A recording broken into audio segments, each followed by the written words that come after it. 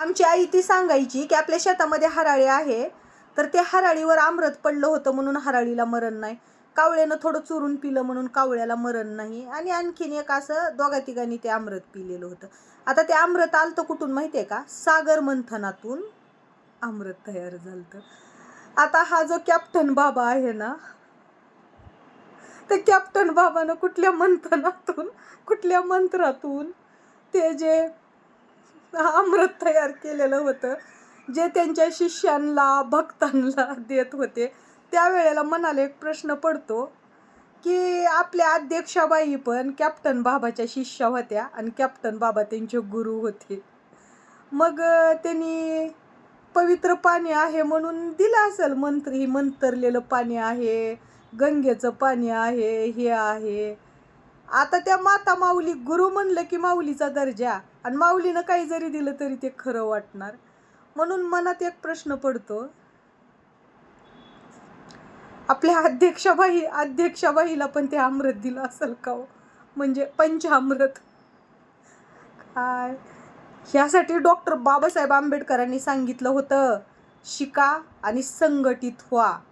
Doctor Babasaheb आंबेडकरांनी कधी स्वतःला देव मानलं नाही, किंवा कधी सांगितलं नाही मी तुम्हाला देवापास्तोर पोहोचवतो मधला वकील होऊन, कधीही सांगितलं नाही. किंवा डॉक्टर बाबासाहेब आंबेडकरांनी कधीच अंधश्रद्धा बाळगली नाही. उलट आपल्या सगळ्यांना ह्या अंधश्रद्धेतून बाहेर काढायचा प्रयत्न डॉक्टर बाबासाहेब आंबेडकरच नाही, साधू संत, संत गाडगे महाराज यांनी सगळ्यांनी केला. कदाचित आपल्यासारखे अडाणी लोक बाहेर निघले हो, पण हे जे काही आहेत राज्यकर्ते शिकलेले, ते मात्र मोठे मोठे भाषण करत होते. 16 सोमवार धरून हे होत नाही, परत ते केल्यानं ते होत नाही, आणि ह्यानी काय अमृतच पिलं की राव. कठीण आहे, मजाकचा विषय नाही दादांनो. आपल्याला कितीतरी वेळा मला एक सांगा, ज्यांनी बौद्ध धर्म स्वीकारला ती का बंधू बाबाच्या ह्याच्यात अडकत नाहीत? मी आपला हिंदू धर्म वाईट आहे म्हणत नाही, पण आपल्या हिंदू धर्मामध्ये आपण लोक सुशिक्षित असून अंधश्रद्धेला जागा देतोय. देवाला अवश्य माना, देवाची भक्ती करा, पांडुरंगाची भक्ती करा. अहो तुम्हाला देवापर्यंत पोहोचण्यासाठी हे बंधू बाबासारखे वकील कशाला पाहिजे?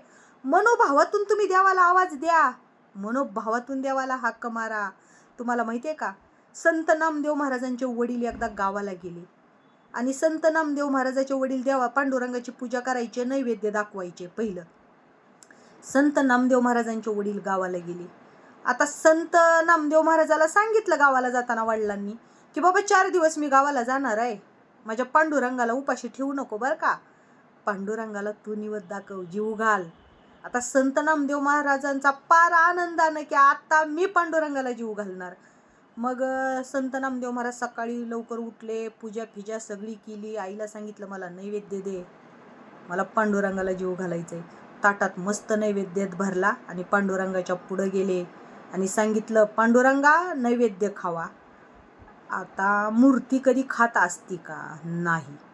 एकदा म्हणले संत नामदेव महाराज, दोनदा म्हणले, तीनदा म्हणले, पांडुरंग काय बोलत पण नाही, नैवेद्य पण खात नाही. मग काय, संत नामदेव महाराज लागले की रडायला तिथंच, पांडुरंगा तुम्ही माझ्या वडिलांच्या हातून नैवेद्य खाताय, माझ्या वडिलांच्या हातून जेवण करताय, माझं काय चुकलंय? तुम्ही माझ्याकडून का जेवण करत नाहीत? भाजीला तर मीठ आहे चांगलं, माझ्या आईने छान छान भाकरी केलेल्या आहेत, तुम्ही खावा. तरी पण पांडुरंग काय खायनाच गेला. नामदेव महाराजांनी एवढा हट्ट केला, शेवटी सांगितलं, देवा तुमच्या पुढं मी डोकं आपटून फोडून घेईन तुम्ही जर नाही नैवेद्य खाल्ला तर. अरे पांडुरंगाला येऊन नैवेद्य खावा लागला. ही अपार भक्ती नामदेवांची होती. तसं तुम्हाला खरंच देवाला भेटायचंय ना, तर हे बंधू बाबाचं गोमूत्र पिऊन कधी देव भेटत नसतो बरं का. त्यासाठी मनात भाव असणं गरजेचं आहे. नाहीतर मनी नाही भावानी देवा मला पाव, देव बाजारचा भाजीपाला नाही रे, देव आशेनं पावायचा नाही रे. जर देव आपण मंदिरात गेल्यावर काय कमी आहे सांगा ना? देवाला काय कमी आहे की तुम्ही 6-7 नारळाचं तोरण बांधताय आणि कोट्यवधीची प्रॉपर्टी मागताय, कोंबडं बकरं कापतो म्हणताय, आणि सगळं देवाकडं नाही आहे का? अरे आपण सगळी देवानीच तयार केलेली, सृष्टीच देवाची आहे. काय नाही देवाकडं की तुम्ही त्याला देऊन खुश करणार आहेत? अरे तुम्ही ही जी दान किंवा ही दान करण्यानं ठीक आहे, डागडुजी होत असेल मंदिराची, बाकीचे कामं होत असतील, अनाथ आश्रमाला त्याच्यातून दान दिलं जात असेल, चांगलीच गोष्ट आहे. पण त्यापेक्षा जास्त काही लोकांचे त्याच्यामुळं घरं चालतात, पण चांगली गोष्ट आहे ती, घरं बी चालतात. पण तुम्ही दान नाही केलं म्हणून तुम्हाला देव पावणार नाही, आणि तुम्ही दान केल्यावर देव पावेल ही तुमची सरळ सरळ अंधश्रद्धा आहे बरं का. किंवा तुम्ही अभिषेक केला म्हणून देव पावला, तुमच्या घरी सत्यनारायण केला म्हणून देव पावला. अरे मनातून देवाचं नामस्मरण करा, देवाला मनातून आवाज द्या, बरोबर देव तुमच्यासाठी येणार. कारण देवभक्तीचा भुक्याला याचा दुष्काळ तयाला. देव फक्त भक्तीचा भुकेलेला आहे. तुमच्या धनाची, प्रॉपर्टीची देवाला काही गरज नाही.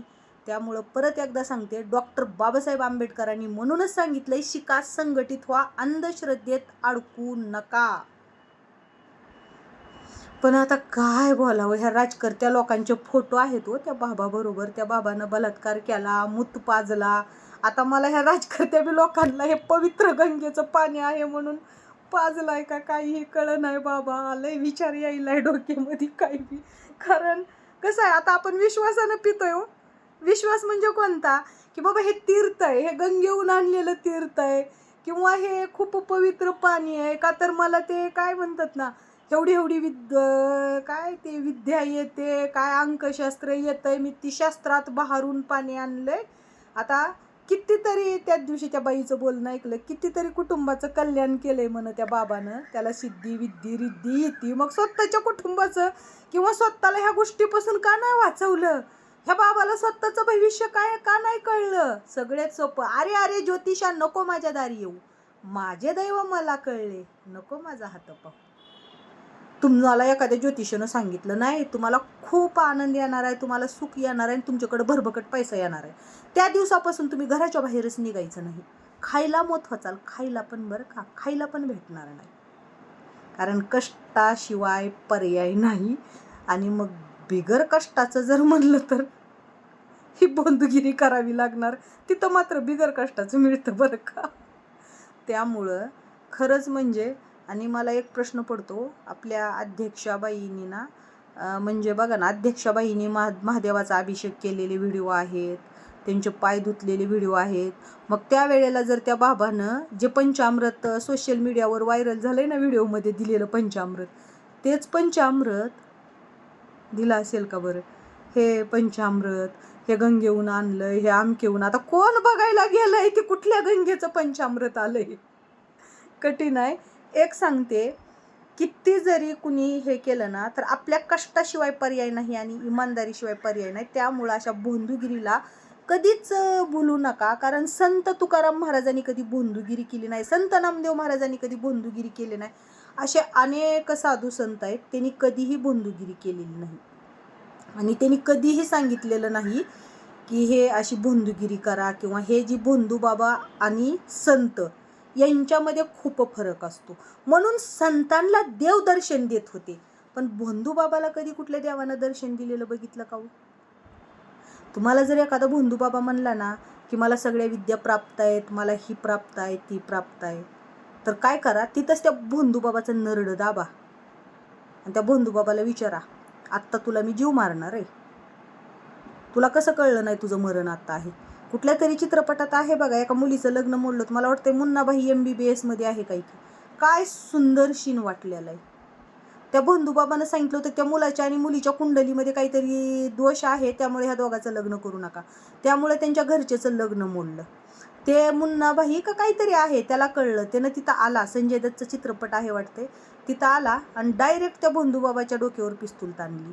ती पिस्तूल का ताणली, तर त्याला मारण्यासाठी नाही, बाकीच्यांना दाखवायचं होतं. मग भोंदूबाबाला त्या डायरेक्ट म्हणला की तुझं मरण आता आहे, हे तुला कसं कळलं नाही. म्हणला तू आता मरणारच आहेस. असं काहीतरी ते पिक्चरचा सीन आहे, खूपच छान सीन आहे. आणि समाजामध्ये पण आता तेच चाललेलं आहे, भरपूर भोंदूगिरी. लेकराली ताप आला, हॉस्पिटलमध्ये न्यायच्या आधी त्या भोंदूबाबाकडे नेतात. इतकं काय लेकरू होईना गेलं, हॉस्पिटलमध्ये दाखवायच्या आधी त्या भोंदूबाबाला दाखवतात. अरे भोंदूबाबाकडून बघून जर लेकरं झाले असते तर लग्न करायची गरज कुठं होती. ठीक आहे ना. तुम्ही देवाला नवस करा. आता नवस म्हणजे काय असतं, देव देतो हा विषय नसतो. नवस म्हणजे ज्या वेळेला आपण देवाला नवस करतोय की देवा मी तुला असं असं करन, माझ्यासाठी एवढं कर, त्यावेळेला आपल्यामधला जो देव देतो का नाही हा प्रश्नच राहत नाही. पण जो आपल्यामधला आत्मविश्वास आहे की मी देवाला मागितलंय आणि देव देणार आहे आणि मला तो नवस फेडायचा आहे, आत्मविश्वासामुळं आपलं बळ वाढतं आणि आपण मेहनत करून, खूप मेहनत करून तो मिळवतोय, हे महत्त्वाचं असतं. आपल्याला वाटतं की बाबा आपल्या पाठीवर देवाचा हात आहे, आता आपल्याला कुणीही काही करू शकत नाही. हा जो आत्मविश्वास वाढतो देवाच्या सहवासात गेल्यानंतर. आणि तुम्हाला खरंच जर देवाची भक्ती आहे ना, तर मनोभावे देवाची भक्ती करा. तिथं बंधुबाबाची गरज नाही, कारण तो बंधुबाबा देवाला मिळवू शकतो, तुम्ही का नाही मिळवू शकत? मग बंधुबाबा देवाला मिळवू शकतो, तुम्ही बंधुबाबाला पैसे देऊन देवाला भेटण्यासाठी आग्रह करताय, तर त्याला पैसे देण्यापेक्षा तुम्ही डायरेक्ट देवाला भेटा ना, डायरेक्ट देवाची पूजा अर्चा करा, भेटा.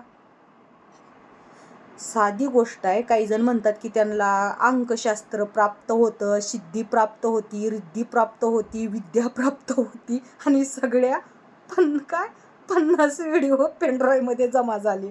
जेवढी सिद्धी रिद्धी विद्धी प्राप्त होती ना, सगळे पेनड्राईव्हमध्ये जमा झाले. बरं का, ऐकून घ्या. विषय कसा असतो, ही जी अंधश्रद्धा आहे त्याच्यापासून बाहेर निघणं खूप गरजेचं आहे. जर खरंच त्यांना एवढ्या सगळ्या विद्या प्राप्त होत्या, तरी त्या एका तरी विद्येनं का नाही सांगितलं त्याला, त्या खरात बाबाला, की बाबा उद्या तुझ्यावर केस होणार आहे, तुझा पेनड्राईव्ह जमा होणार आहे, तुझे सगळे भांडे फुटणार आहेत, म्हणून त्या बाईशी तू असं नको वागू, कारण तीच बाई तुझ्यावर केस करणार आहे. का नाही सांगितलं ह्याच्यातल्या एका तरी विद्येनं? किंवा त्याच्या अंकशास्त्रामध्ये का नाही दिसलं की बाबा आता येणाऱ्या आठवड्यामध्ये तू जप्त होणार आहेस म्हणून? जाऊ द्या, हसायचा विषय नाही. पण दादांनो, फक्त बायकांनो, दादांपेक्षा बायांना जास्त सांगते, तुम्ही जेवढी सेवा नवऱ्याची करीत नाही तेवढी सेवा त्या बंधुबाबाची करताय. कशाला हो? तुमचा नवरा म्हणजे पतिदेवच आहे हो, पतिदेव, पती परमेश्वर. त्यामुळं एक वेळा त्यांची सेवा करा, तो खूप प्रसन्न होईल. बंधुबाबाचे जे दुकान आहेत ना ते बंद करा, देश खरंच सुधारेल.